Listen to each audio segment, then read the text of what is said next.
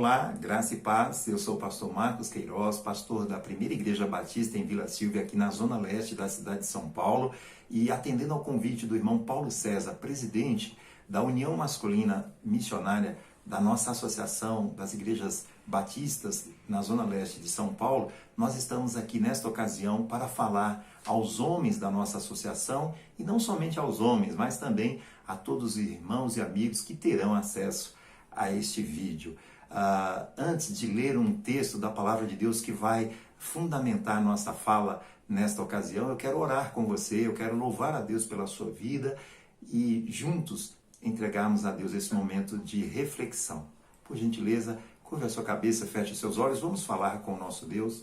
Pai amado, Pai querido, louvado e exaltado seja o teu nome. Muito obrigado a Deus por esta oportunidade que o Senhor nos concede de estarmos aqui meditando sobre a tua palavra e compartilhando esta palavra com os nossos irmãos, com os nossos amigos, com pessoas diversas que terão acesso a ela, e que o teu Espírito Santo possa nos instruir, possa nos ensinar e possa promover as mudanças necessárias que nós precisamos experimentar para termos uma vida que agrade ao Senhor. Que o Senhor seja conosco, nós oramos agradecidos em nome de Jesus. Amém. Meus queridos irmãos e amigos e irmãs também, o tema a nós proposto nesta ocasião para a nossa reflexão é o seguinte: o que mudamos quando não queremos mudar? O que mudamos quando não queremos mudar? Nós estaremos refletindo sobre este tema, sobre este assunto, e eu quero aproveitar para ler com você neste momento o texto que eu entendi ser pertinente para esta ocasião. Então, se você estiver com a sua Bíblia ou tiver acesso à Palavra de Deus, você pode abrir a sua Bíblia em 2 Coríntios, capítulo 5, versículo 17. Se não, acompanhe comigo a leitura aqui na minha versão, que diz o seguinte. É um texto muito conhecido de todos nós. 2 Coríntios, capítulo 5, versículo 17. Assim que se alguém está em Cristo, nova criatura é. As coisas velhas já passaram, eis que tudo se fez novo. Vou repetir. Assim que se alguém está em Cristo, nova criatura é. As coisas velhas já passaram, eis que tudo se fez novo.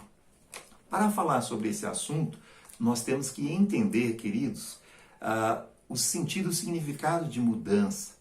E quando nós falamos de mudança, nós precisamos entender que mudança não é o simples fato de tirar um objeto de um lugar e colocar em outro.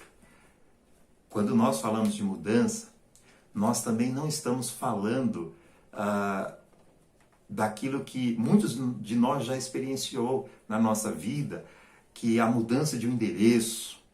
Pega-se um montão de coisas, de objetos que a gente tem e leva-se para um determinado endereço, e a gente conhece isso como mudança. Mas eu quero pensar com você em mudança no sentido de transformação, de caráter. Eu quero pensar com você em mudança como algo que vai além daquilo que eu acabei de falar anteriormente.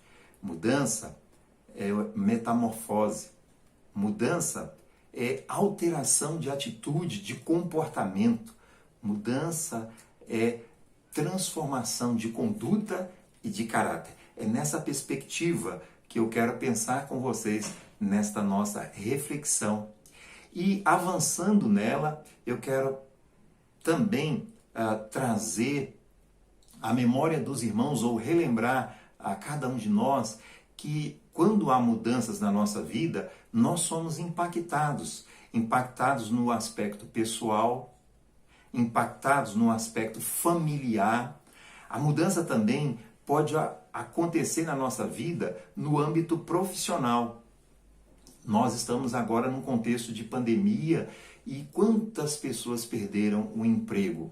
Uma mudança exterior que afeta muitas pessoas. Mudança no aspecto profissional.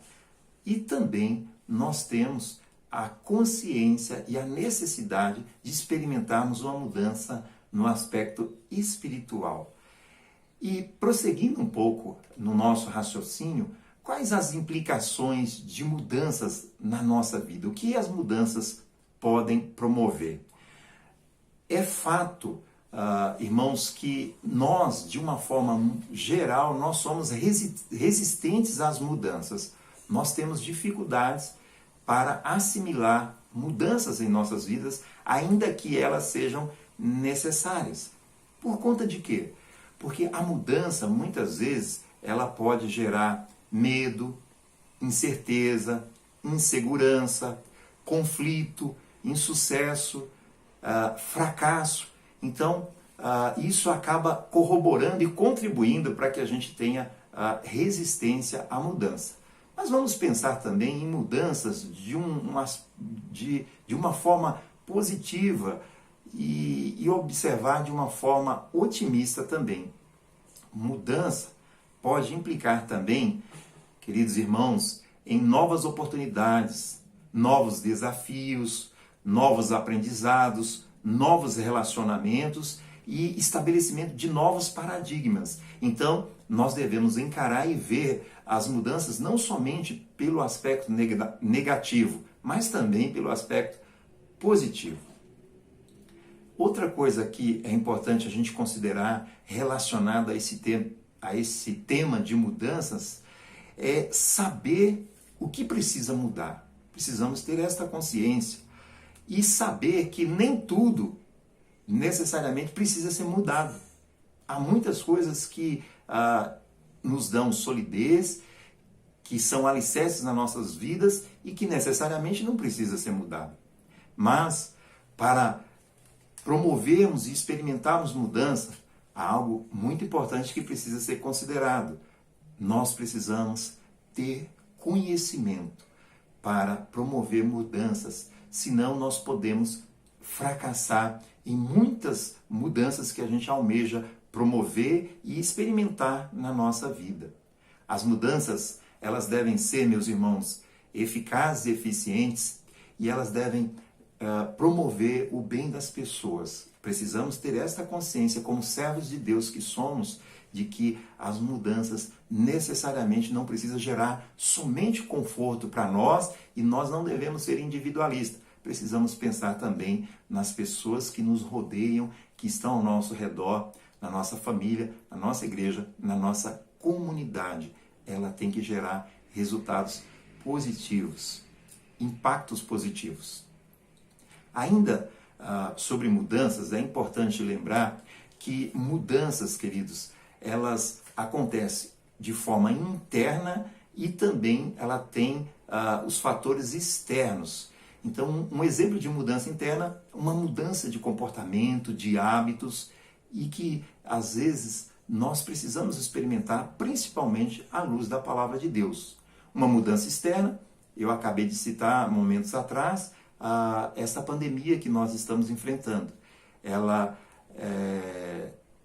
veio de forma inesperada e afetou a todos. Hoje nós estamos no isolamento social, quarentena prolongada, mantendo o distanciamento das pessoas por uma questão de proteção, usando máscaras e tantos outros cuidados que nós estamos precisando adotar por conta dessa mudança externa. Quero ainda destacar, relacionado a mudanças, que há mudanças em nossas vidas que dependem de nós, irmãos. Há mudanças em nossas vidas que dependem de outras pessoas. E há mudanças em nossas vidas que dependem da ação de Deus na nossa vida. Por isso, nós precisamos estar em comunhão com Ele. Nesse sentido, é importante a gente reconhecer a necessidade, conforme eu disse, de estarmos em comunhão com o Senhor para experimentarmos as mudanças e promovermos as mudanças que Deus quer que nós as promovamos a partir do nosso contato com Ele por meio do Evangelho de Cristo. O Evangelho é um instrumento de mudança na vida das pessoas, na vida da sociedade, e nós precisamos ter consciência disso. Nesse sentido, meus irmãos, eu quero avançar um pouquinho no nosso raciocínio, nesta nossa reflexão, e pensando com você, à luz da Bíblia, esse aspecto da mudança. E aí, para facilitar o nosso entendimento, eu elenquei aqui 4 estágios que o ser humano experimenta e sofre mudanças. O primeiro deles, eu o chamei de perdição. O que significa isso? Significa que o homem sem Deus está perdido e o destino dele é o inferno. Romanos capítulo 3, versículo 23, a palavra de Deus nos diz: porque todos pecaram e destituídos estão da glória de Deus. O estágio em que o ser humano se encontra longe de Deus é o estágio da perdição. Depois nós, nesse contexto de mudança, nós temos um segundo estágio, que eu o coloquei aqui como o estágio da salvação. O homem recebe a Jesus Cristo como seu Senhor e Salvador, e ele é salvo por Cristo. Romanos 6, 23. Porque o salário do pecado é a morte, mas o dom gratuito de Deus é a vida eterna por Cristo Jesus, nosso Senhor. O terceiro estágio é o estágio que nós, teólogos, chamamos de glorificação. Santificação. O homem salvo por Cristo, antes de ir para o céu, ou de Cristo voltar para nos levar, ele deve desenvolver uma vida de santidade. Hebreus 12, 14. Segui a paz com todos e a santificação sem a qual ninguém verá o Senhor. O estágio da santificação é um processo que deve ser desenvolvido pelo homem, pelo servo de Deus, pela serva de Deus salva. E depois eu coloquei o quarto e último estágio, que é o estágio da glorificação. O homem salvo por Cristo na eternidade terá o seu corpo transformado. 1 João 3, versículo 3. Amados, agora somos filhos de Deus e ainda não é manifestado o que havemos de ser, mas sabemos que quando ele se manifestar, seremos semelhantes a ele, porque assim como é, o veremos. Eu elenquei esses 4 estágios como aspectos de mudança, da perdição para a salvação, da salvação desenvolvendo o processo da santificação para o estágio final da glorificação. Mas o que eu quero destacar, com base no texto que eu li no início dessa nossa reflexão, é que a maior experiência de mudança que o ser humano pode experimentar, meus irmãos, é a transformação da sua vida, é a conversão ao nosso Senhor e Salvador Jesus Cristo, que é promovida por meio do Espírito Santo, que nos converte, que nos transforma e que nos leva de volta a Deus. Essa transformação é metamorfose, é metanoia, é mudança de mente que gera salvação, que nos conduz a experimentarmos o processo da santificação até o processo final da glorificação, da nossa transformação na eternidade.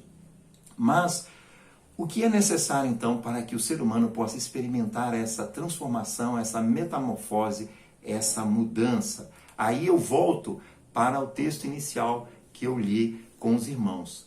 2 Coríntios, capítulo 5, versículo 17. Porque assim que alguém está em Cristo, nova criatura é. Porque assim que se alguém está em Cristo, nova criatura é. Para que esta mudança, essa transformação na vida do ser humano e na vida da pessoa possa ocorrer, ela precisa estar em Cristo. É Cristo que gera a salvação, é Cristo que gera a transformação, é Cristo que gera a metamorfose, a conversão. Não é o fato de estarmos na igreja, não é o fato de sermos batistas, não é o fato de termos uma religião, não é o fato de havermos nascido num lar evangélico, não. O que gera a metamorfose, a transformação e a mudança no coração, na mente de cada ser humano, é o estar em Cristo. Eu preciso estar em Cristo para que o Espírito Santo de Deus promova as mudanças que Deus quer e deseja fazer na minha vida, na sua vida. E é interessante observar que a partir desta mudança, dessa transformação, com a ação do Espírito Santo, a gente passa a desenvolver um comportamento e um modo de viver que agrade a Deus. Avançando um pouquinho mais, eu quero pensar com você que nós, como servos de Deus, como salvos, que já passamos, que saímos da perdição para a salvação, que entramos na salvação, estamos no processo da santificação até a glorificação, nós precisamos, na nossa caminhada de fé, romper diariamente com o pecado. Mesmo porque a palavra de Deus nos diz em Romanos capítulo 6, versículo 4, que nós precisamos andar em novidade de vida. E esta novidade de vida, irmãos, está relacionado à nossa ruptura diária com o pecado. E isso implica, queridos irmãos e amigos, a disposição de cada um de nós em termos uma disciplina consciente para buscar o reino de Deus em primeiro lugar e a sua justiça. E Paulo vai nos dizer em Colossenses capítulo 3, versículos 2, pensar nas coisas que são do alto, buscar as coisas que são do alto.